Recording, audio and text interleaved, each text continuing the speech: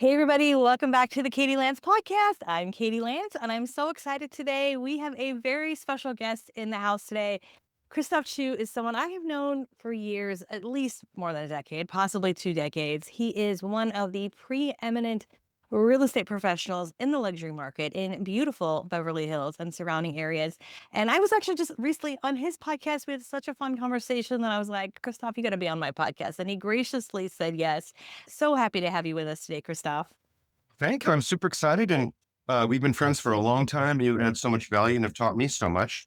That's why I wanted you to share what you do with my audience. So thank you. Well, absolutely. Absolutely. It's fabulous to have you here. I always love watching you on social. I know we've connected at events over the years.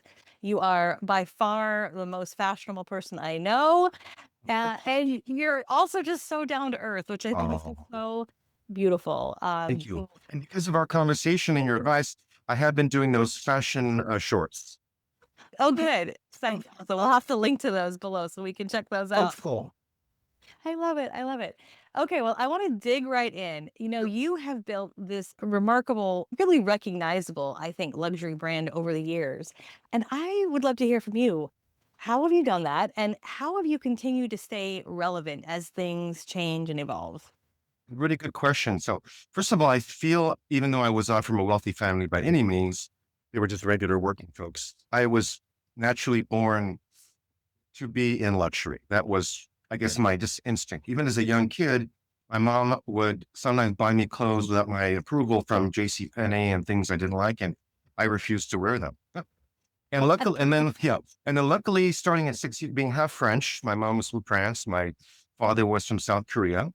I got to go to France every summer since I was 6 years old for 3 months at a time. So luckily, I had a lot of exposure. So 6 years old, starting and every year going to France and then all over the world and visiting chateaus and palaces and the beautiful stores in Paris and the restaurants.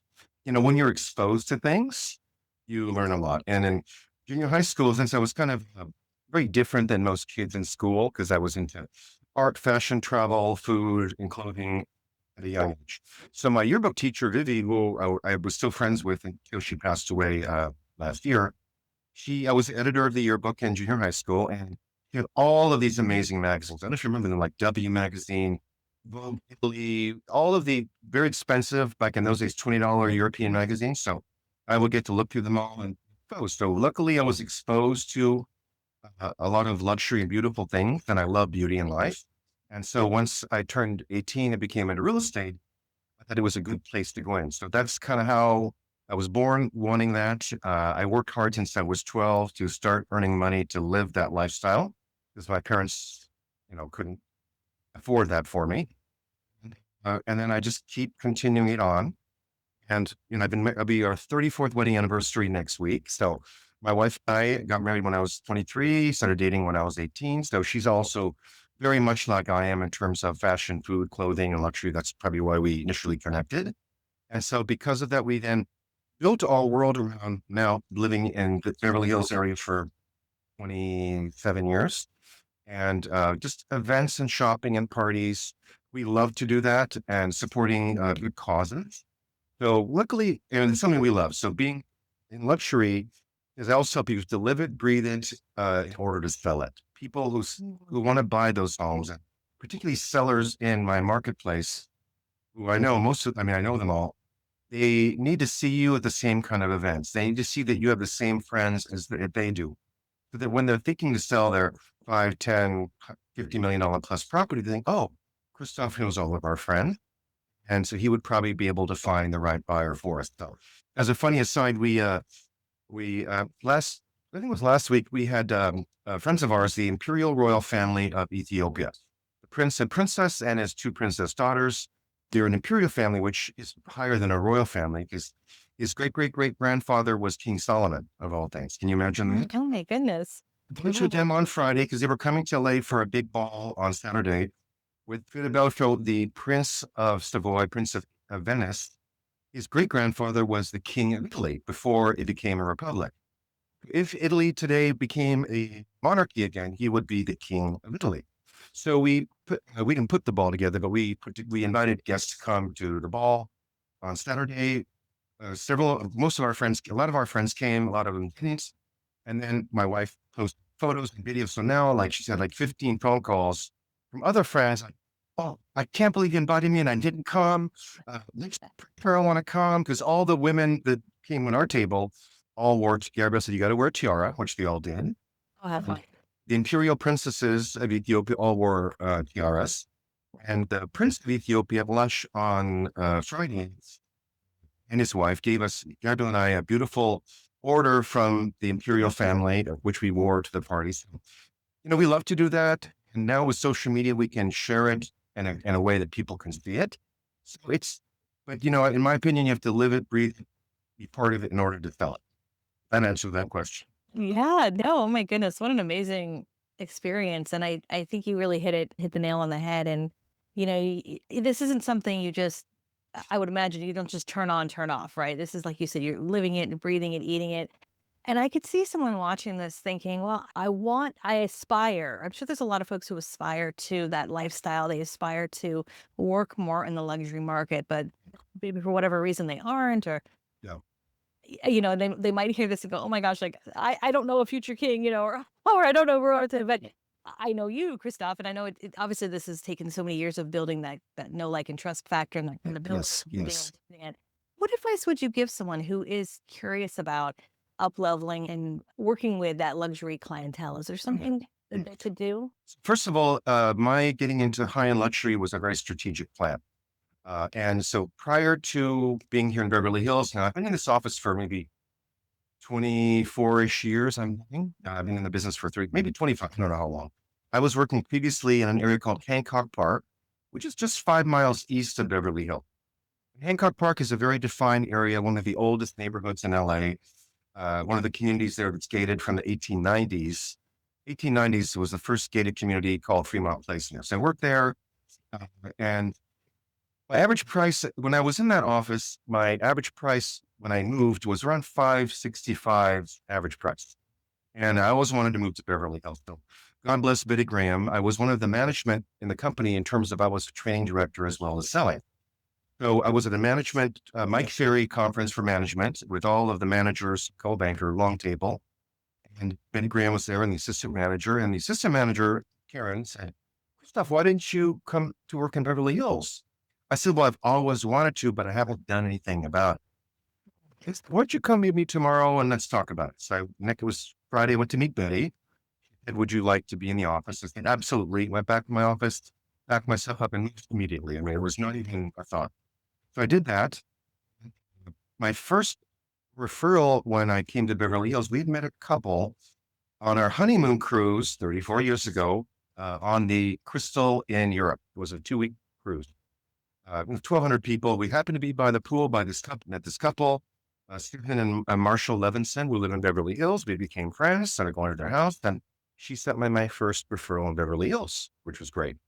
And I built my business on prospect. So one of the plans I had is every year my price range would go up. I mean, beginning I was selling like $250,000 houses, first time buyers. So it kept going up and up. And what I thought is, okay, if I'm going to be prospecting expires for somebody owners, I'm not going to go after anything below my current average price. Now, if it comes to me, of course, I'm going to take it. But I just slowly but surely every year the prices go up and I would go after things at a higher price. And then also we then moved. We were living at the time when I first came to this office in South Pasadena, which was a long drive. But South Pasadena, we weren't part of that social world there. I mean, there was nothing, it was not our kind of cup of tea. So once we physically moved here, which was great, and I'm literally 5 minutes from my office. And, now that I'm here, I go out to lunch 4 or 5 days a week, dinners 2, 3 nights a week, parties. My markets are here, my farmer's market every Sunday. So everything I do is here in the charity events. So now that we're living here, working here, it's very easy because even like I'll sit at a restaurant for a couple hours and I was outside when it's warm, and I'll see 5, 10 people that I know walk by, say hello, and just keep in touch. So, like I said, you have to really, first of all, live there, go to the places other people go, and whatever your market is. Let's say your luxury in your market is 700,000 or 500,000. Figure out where those buyers and sellers go. If you like wine, also always do what you love. If you like wine, see if there's wine places or wine tastings or wine auctions. I mean, most of my high-end businesses always come from doing what I love. And I always believe you have to spend money to make money. That honeymoon cruise was very, very expensive, and it was a quarter of my annual income for that trip. It was 2 weeks on the ship, and then I think a week or so before and after. But I was okay with that because I didn't mind working for all those months and have 3, 4 weeks of vacation in what I call the real world of what I wanted to do. So spend money to make money. And because of that first connection, I met that couple. And from that first referral, I calculated I made about $2.2 million in gross commissions over 34 years from that first referral and how it branched out to others. So It again, just still goes to show it's just sometimes it just takes one and saying yes. And that initial, ask of it, do you want to, come to the Beverly Hills office? And you said yes. You could have said, well, I'm still waiting to get it all together, but just when moments arise, say yes. and also, as you know me, I mean, I love jewelry and I buy a lot for my wife. You buy from different vendors or jewelers that make stuff. So then they would invite you to their parties. And their parties were also their best customers, right? So you meet people and you connect with them. So my first $30 million listing back in 2006, a couple we met at one of the jewelers' parties. We connected with them. We would go to their houses from time to time. We had one of the most beautiful houses in LA. I mean, truly. And so when they called me to listen, I was like, wow. And a couple other really big clients I got is from we like to buy clothing, right? And Rodeo Drive is 2 blocks from my office. So it's easy to go there. And so my wife likes to wear Chanel. So we would buy a lot of Chanel clubs. So when you're a top customer, they have parties. So they had a sit down dinner. And one of my clients and friends' homes, they tend to the tennis court, sit down dinner for their high jewelry collection. And we went, about 150 people, all the cast members of, what was that show in New York? Really popular show in New York with those 3 girls, like Oh, 20 years ago. Sex and the City. Yeah, the stars were all there, and we were sat at a table with this group of people, a sit down table, and we met them. And from that, and I was referred to other clients, which came a few more. And I probably did like 200 million in sales over a period of time from that dinner. Oh, Again, being here, but again, no matter where you are, just think about where the wealthy people live. If it's really you, if it's not you, then don't do it because people will yeah. notice that. And even last week, we did a conference for a group in Texas, and I was talking this, look, what's going on in your area? Where do people shop? And just try to figure out relationships and how you can do that. Again, what's in your heart, what you love, because when you do what you love and you're authentic, people will be attracted to you. Yeah, authenticity is the name of the game. And I think that's one of the things that I've always really admired about you, especially, obviously we're in different areas. I'm up in the San Francisco Bay Area, you're down in Southern California, and we might see each other from time to time in person, but I think it's through social media that we've stayed in touch and, seen what each other's doing. And, although I have to log in and see all those tiaras because I bet that was quite a sight to see the other night. I haven't posted yet. My wife has posted on Instagram and Facebook, Okay. but I did share it or she tagged me so you can just look. Yeah. Okay, good, good, perfect. So that's kind of a good segue to talk about social media. And I feel like you embraced it really in the early days. That was Yes. really, again, early on when we first connected. Yes. I would love to ask you, like, what made you kind of lean into it? And do you find that there's a certain type of content that really connects with the affluent, the luxury buyer seller today that maybe is different than in the past, or is it the same? I'm just That's curious a your good thoughts. question. So, how this all began my social media journey was about 20 years ago, I believe, 2000, yeah, about 2006. I was coaching with Tom Ferry and his elite coaching. We were at an elite event in Palm Desert, and Gary Vaynerchuk came to be our keynote speaker. That was super cool. And so, one of these, Gary said, he says, "You're Mr. Lifestyles of the Rich and Famous. You need to be a DJ for content in your community." So that made sense to me, number one. And he talked about how YouTube had just bought, Google just bought YouTube, and you need to start creating video content. Prior to that, I was on no social media platform, number one. And number two, I had my website for many years. I was one of the first to have a fancy, H&M website. It was all blogging. I would take photos, upload it, and write, but I'm not a writer at all. So when he said video, that's something that would work for me. So that afternoon, I went to Good Guys or Best Buy after the conference, bought a flip cam, tripod, a light. My assistant was with me, and I shot my first video on the balcony. And it was just natural to me. I do a lot of videos, as you know, but I didn't use any script. I mean, I couldn't think about what I'm going to say, but it's just all coming from the heart. So I did that. And then Gary said, you got to be on social media. And I thought, oh, I don't want to be out there. And I thought, well, wait a minute. I can share what I want to share, right? So, and then he said another thing to me, Gary's, and I still to this day listen to his podcasts. I buy all of his books. He said, from 8 o'clock in the morning till 8 o'clock at night, you're working in your business. So from 8 o'clock at night till midnight, you're going to work on your business. So when I got home, my laptop on the sofa every night, I'm like, okay, what is LinkedIn? Sign up an account. Next night, what is Facebook? So every day I did. And I don't like to be, I want to be the one doing it way before anyone else. Like my YouTube Yeah. channel, I was the first one really in real estate to do lots of videos. And now not everyone's, but a lot are doing it. So Gary Vaynerchuk helped a lot. Tom Ferry. I keep evolving because I have never left coaching since I started in 1991. So I've been in coaching nonstop for what, 34 years, 35 years. Mike Fury for the first portion, then Steve Shaw, who was Mike's COO or CFO, whatever it was, COO, and then Tom, when Tom opened his company. So I love to learn, number one. Education is so important. I never listen to the radio news or watch it. I don't listen to music in my car. I just simply listen. In the old days, it was cassettes, then it went to CD. I don't know. It's evolving. Now it's all podcasts.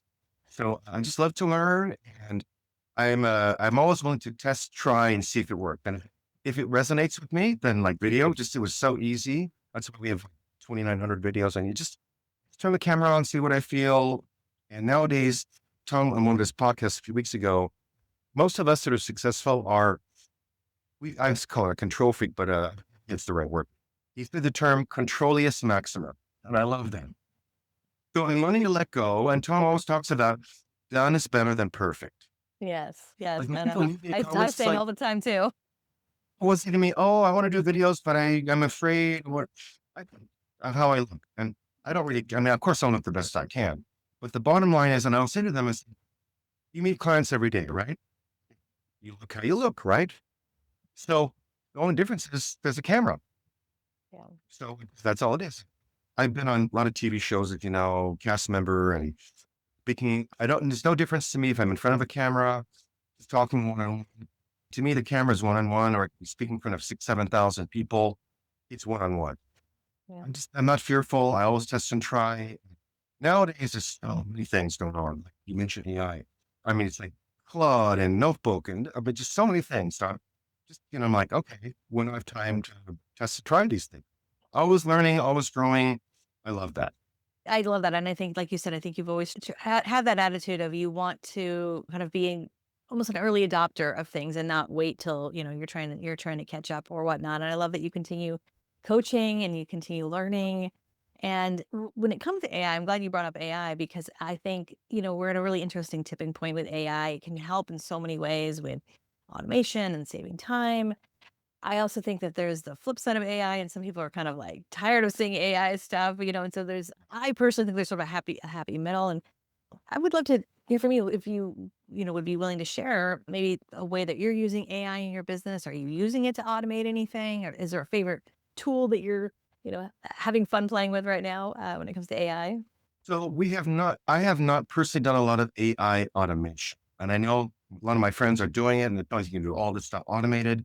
I have an incredible executive assistant she's so amazing and smart. So she started in January, changed a lot of things that are automatic and all that, which I'm learning to adapt to.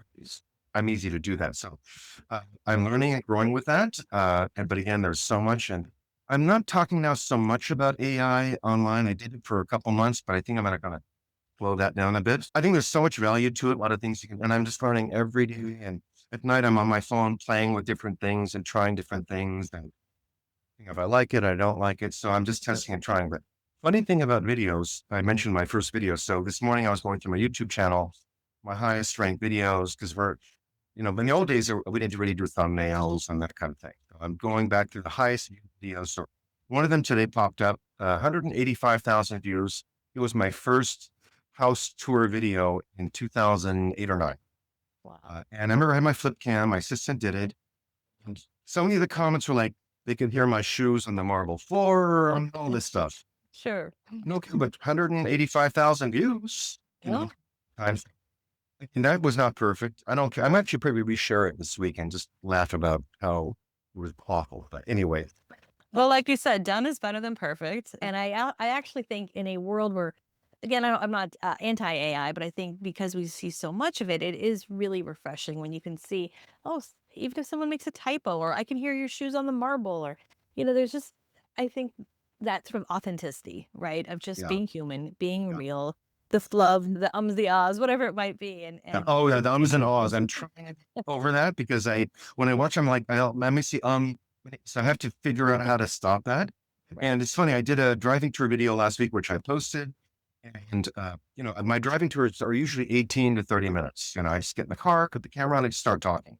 No, just talk about what I mean. I've been doing this a long time. So I misspelled, I misquoted the name of the owner. It was about Truesdale Estates, which Paul Truesdale bought it in 1952 for $6 million. And nowadays, the houses that are there start at $5 million, one house, but he bought the whole 400 acres. So I, I think I called him Richard or Roger instead of Paul. And there's a couple of people on YouTube like, you made a mistake about this. And I didn't respond. I just said, thank you for letting me know and educating me. And I don't respond in another way, but it's like, you try to do a 30-minute video without a script and remember all the details. exactly, exactly. And the way I look at it is like, well, it got engagement, it got people talking, so maybe Exactly. that's not a bad thing, right? Yes, exactly. So you mentioned how, sometimes you're on your phone late at night trying things out. And I know you have an incredible work ethic, and obviously you have an amazing social life, which also helps, with business, of course. I would love to also know, how do you stay energized and creative after all these years? Do you take some, kind of time for yourself? Is it vacation? Is it meditation? Is there any sort of, I know you mentioned coaching. Is there anything that you do to kind of just continue to refresh yourself and keep yourself creative? It's a really great question. And thank you. Most people don't ask me that on the podcast. I do that very early every day. I try to be at the office between 7 and 8 o'clock in the morning. I like to be early. It's here I can get my busy work done. I do prayer, gratitudes multiple times a day, first thing in the morning. A prayer, a gratitude, whatever you want to call it. So that multiple times a day, because gratitude is one of the most important things. And I'm always grateful for, even in the worst times, I have so much to be grateful for, which is a prayer, and it's a prayer. So that's number one. I do meditations. Regular meditations, like on my own quiet, is almost impossible for me. I do guided meditations. And Kelly Howell, if you go on audio, whatever, I've been listening to Kelly Howell's meditation things for many, many years. And there's subliminal with subliminal things. So I'll lay in bed, put my headsets on, and there's half an hour ones, and there's many different ones. In my office, I have speakers around, and there are certain ones you can play all day for creating wealth. There's all different things. So there's always in me in some form, one thing. Every day I still do affirmations. Every morning, 5 days a week, Monday through Friday, I have an affirmation card. 9 o'clock, she'll do 5 minutes affirmations. I'll do 5. So we just affirming things to each other. They're on my wall. So meditations, affirmations. For me, I try not to work at home. So when I'm at home, I don't generally check, but I don't get home till like 7, some night or 8. Often go out, but if I'm just home relaxing, which is my favorite thing, just laying on the sofa in the family room with the dogs, ordering food in or whatever, I try not to. I don't look at emails generally. If I'm working on a negotiation or something, I might get on the phone, but I just don't check. In my opinion, your home is your sanctuary. It's your place to recharge your battery, to rejuvenate. So once we live in a community, not gated, it's a homeowners community. So once I get to this time, I immediately, I'm leaving behind and I'm now in my sanctuary.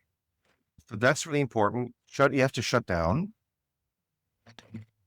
Affirmations, meditations, prayers. Oh, and I do get weekly massage at home for 2 hours every week consistently for many, many, many years. I have my every Saturday morning wellness treatment with my acupuncturist.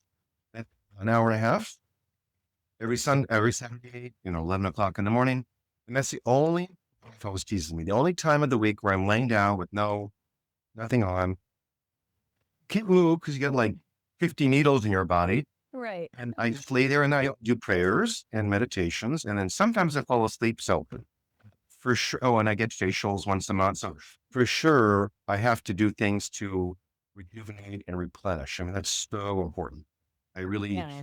believe in the importance of that. And I go to lunch every day because, my day, in real things always stressful, but particularly the higher end you go, very strong clients, very demanding. They own and bought and sold many properties and companies and businesses. So a lot of things you have to do to take care of them. So I just sometimes just need an hour, hour and a half, go to lunch, just relax a little bit, not think of anything, and then go back to work. Boom.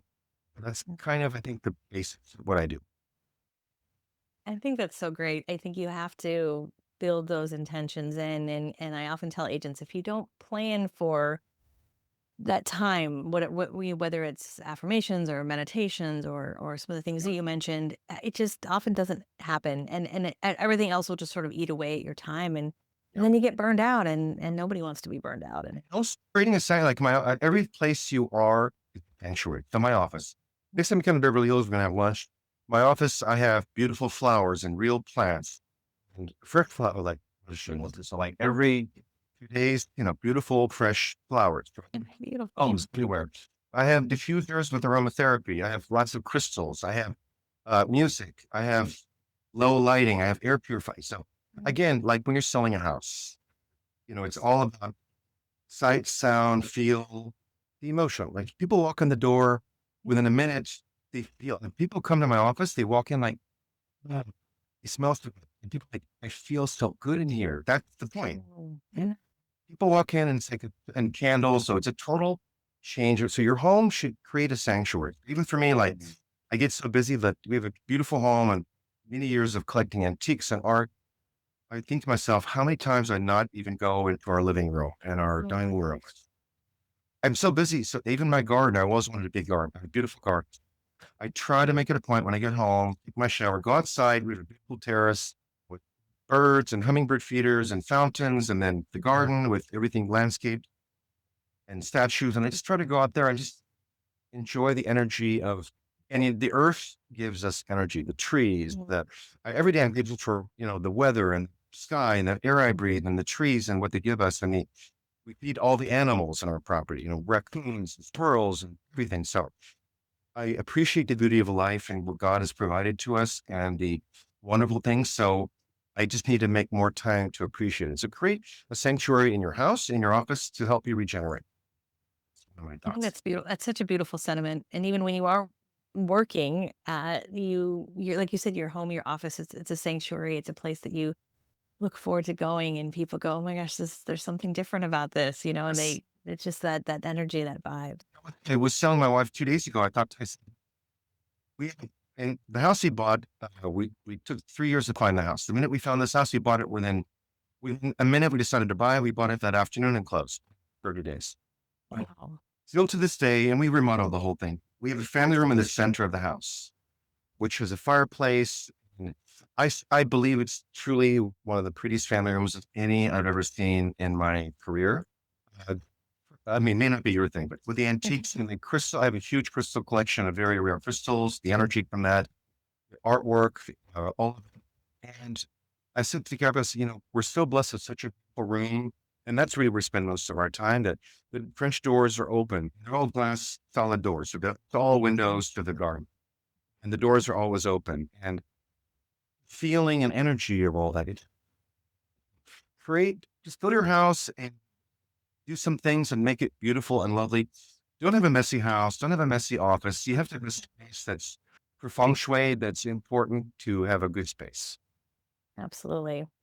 Well, I'm kind of glad you can't see the other side of my desk, Crystal. I don't think it would be as peaceful and beautiful, but you have inspired me. For Oh, sure, for yeah. sure. Oh, and quick thing, just you may not care, but I see the books behind you, right? Yes. So feng shui books need to be from large to small. Oh, You okay. have the different things. So If you want to, it's 3, do it large. Oh, I didn't know that. Okay, thank you. I will do that. You're One thing I do is every year, my wife's going to talk about it, but every year the feng shui master comes to my office and my house. Because every year the energy changes. So that's one thing. And we have the bishop from the temple come every year to do blessings. oh, that's beautiful. Comfort at home. Whether it works or not, I don't know, but it can't hurt a thing. Exact can't hurt. Exactly. What's the harm, right? I love that.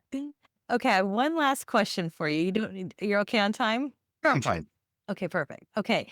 This is just kind of a fun question. Nothing tricky, I promise. I wanted to ask you if someone spent just one day in Beverly Hills with you, Yep. where would you take them and why? Who would be coming to be with you? Yeah. A good friend, a client, me. I don't know. Okay, let's say you were coming to be for the day. Yeah, just for the day. Let's say I was just coming down and I happened to be in Beverly Hills for the day and I called you up and said, Oh, should we go? and there's a lot of friends that come to visit me, whether they're in real estate, whatever it is, or whatever it is. So, first of all, my experiences for people that come to see me are always very tailored to who the person is. Okay? Number one. That's why I asked who. Mhm. Number one. And, like people say, oh, what gifts do you buy for your clients? You know, a lot of people do like Cutco knives or a wine, whatever it is, right? I don't do any of that for everything is going to be so personalized. And I take the time to really understand people. So if you were coming for the day, I mean, you're not a real estate agent, so that wouldn't be of interest to you so much, but I would figure out like maybe an hour before we go to lunch here. If you want to go shopping, I would take you shopping on Rodeo Drive, a couple blocks away, or anywhere. There's a lot of stores, kind of stuff you want to buy, bring you there. Some people, if they're in the luxury stores like Chanel, Louis Vuitton, Dior, Hermes, all those luxury stores have private apartments for VIP clients. If you were a VIP client, I would schedule, call them up ahead of time, and they want to buy something, really buy, and you never know. Schedule that in the VIP room where they bring champagne, whatever, show them things. That's one thing. Maybe show you houses if that was of interest to you. Then lunch, my street where I am has all the best restaurants in Beverly Hills. I'm going to the Ivy. So it just depends on your vibe, like the Imperial family of Ethiopia that had lunch with us last week or the week before. You know, they're very important people. And I'm like, so obviously, you can take them to the Beverly Hills Hotel. She fancy, but they're here with their daughters, kind of relaxing before the big black tie ball. So I think we should take them to the Ivy. Very LA. I've been going there Mhm. since they opened in 1983. Wow. Incredible service, incredible food. So she said, I agree with you. So we took them there. They'd never been, surprisingly. They loved it because it was just casual, cool. And again, an afternoon with you, I would ask you what you want to do and figure that out.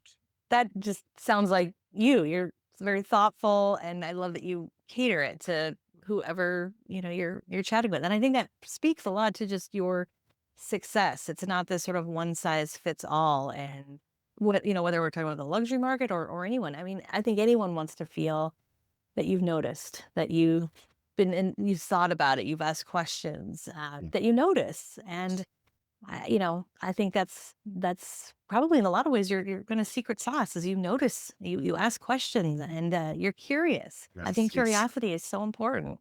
So one of the things I learned many, maybe 30 years ago, I don't know who taught me this. WIFM. What's in it for me? Okay. Every person you meet as a potential friend or whatever, we all in the back of us like, what's in it for me with this potential relationship, whatever it is, right? So that's first and foremost in my mind. Second thing is, Mike Sherry years ago said you have to create in your mind your perfect client. So I did that 30 years ago. I want clients who love me, trust me, respect me, are rich and fun, and I can be friends. That's my clients. So everything I do is kind of like a screen filter. Like okay, right away, like what's in it for them, right? Yeah. Okay, make their buying experience, selling experience, or visit with me today. Whatever we're doing, spectacular, amazing, memorable. And just always doing the right thing. That's my core values, and I live by that. So if I meet someone, a listing appointment, or on the phone, sometimes I've said, you know what? After I've said, I remember saying one time, I said, you're a really difficult seller. It was the next week, he called me, inspired. I said, you're a really difficult seller. He says, what are you talking? I said, why are you saying that to me? I said, we're having a 10-minute conversation. And I said, you're so negative. I said, I don't think I'm the right agent for you. I just got to let things go. And I remember one time took a $48 million listing and I really wanted this listing. I signed a year contract and within a couple of days, I just thought, oh, I should cancel this listing. There was so many challenges with these owners. But I thought to myself, no, they're going to see who I am, how good I am, what I bring to the table. It'll be fine. A year later, 100,000 in expenses selling it. I didn't sell it. Another agent listing. I sold it. Oh, geez. Fourth agent after at the price I told them. Follow your instincts. So Oh, don't work with yeah. people. They're just, it's not worth your time. It's true. You really have to trust your gut. Vampires, right? Yeah. Yeah, exactly. Don't get sucked into energy vampires. Exactly. And I think Exactly. it's just again being true to who you are, who you want to work with, who you want to attract, and trusting that. Well, this has just been absolutely such a great conversation. I know we could probably talk another hour about all of this, but as we get to the end here today, is there anything else that you wanted to add? Anything I didn't ask you that you'd like to kind of close with today? I will, but you're going to be speaking at Inman in San Diego, I believe. Yeah, yeah. You driving down or you fly down? I'll be flying down. So, yeah. Maybe you can come here for the day before and we can hang out, right? I might have to take you up on that. That would be fun. Anytime we do that. Like when Brad and Yas come to town, we go to lunch. We have so much fun. Anyways, who can I share? Your audience is like mostly real estate agents. Hmm? Yeah, primarily real estate agents. Okay. 30 seconds advice. Don't watch the news. Don't watch negative things. Go, just pick up. If anything major is happening in the world, you'll find out on social media or someone will call you and text you. That's number one. Don't allow any negativity in your world. Only focus on positive. Well, negative. Look, we all have challenges. We all have dramas, issues. They come. Tony Robbins said many, many years ago, one of my first live seminars with anything. When you have troubles or worries, visualize a little box. Put that all in the box. In the box, put it here until later. I'm very visual, so that made sense. Terrible things happening right now and whatever, but 5 minutes from now, I may have a call with a potential seller. And the mindset negativity, it's not going to go. So I've got to let that go. Look, we're here to give our energy and our expertise to our clients. So we don't care about our problems. We're here to solve their problems. Let stuff go. Don't allow negativity. Enjoy your personal time. Be kind. Give love, kindness. Enjoy and appreciate all the beauty around you. And the stuff that happens is not good or bad. Just let it go. It's not worth your time. Yeah. Don't worry, because I can at times worry about things. And when I think back of the times I've worried, out of all the times I've worried, only maybe half or 1% of the things I worry about ever came to fruition. But how much time have I spent on the fears, worries, doubts, all that stuff? It's totally nothing productive for any way and any reason. Yeah. Yeah. It's just, it doesn't oftentimes solve anything. So, Never does. no. And love your, that's one thing I've learned, trying to learn to do now is love yourself, give yourself grace. I am not so good at that. That's, I'll go into that, but because of my raising with my stepfather for many years, it's another podcast. I didn't have any nurturing or building me up as a Mm. young person, which, your youth is your thing. So Mm. I'm basically an adult now based on you're no good, you're all of that stuff, which I never was, but that have totally changed that script because that's never a value. It's tough to learn. It's tough to learn when you didn't, maybe have that. Hard. It's really hard because I mean, when you're raised your whole life is, from 3 till 22 when I left the house and you're no good, you're bad, whatever. The voice in my head says you're not good enough. That I know I'm good enough. So that's one of the things now in my prayers and gratitudes. At one point, I'm like, I'm grateful for who I am and what I've accomplished because I have to rewrite that record in my head because the record that was played to me for a long time, it's still there, but I am getting rid of it. Yeah. You're re-recording over it. It's like those cassettes back in the day. We would re-record over that. Free. This has just been wonderful. I just can't thank you enough, Christophe, for your time and your friendship and for being here today and just sharing so openly. I really, really do appreciate it. And I love you and adore you. And if I don't love you and adore you, I would never do things with anyone. But please, whatever comes or at next, we're gonna make a lunch or dinner, or have you come to my lunches or dinners that I put together. But for real, anytime you're gonna be anywhere near us, let's you and I spend some one-on-one time. I would really love and enjoy that very much. And I would love that. I would love that. You got it. I'm in 100%. I love it. Thank you again. And thank you everyone for watching today. We so appreciate it. If you enjoyed this, the best thing you can do is leave us a 5-star review. We would love to hear how much you enjoyed this. Feel free to like and comment below. We'll put Christophe's contact info below so you can connect with him and reach out to him if you are looking for an amazing broker, realtor in the Beverly Hills area. He's amazing. Definitely connect with him. And like I said, if you are looking for additional content, feel free to check out the rest of our podcast. Subscribe, like, comment, all that good stuff. And we can't wait to see you on the next show. Thanks again for watching. And thanks again, Christophe. Thank you. I appreciate you and love you. Thank you.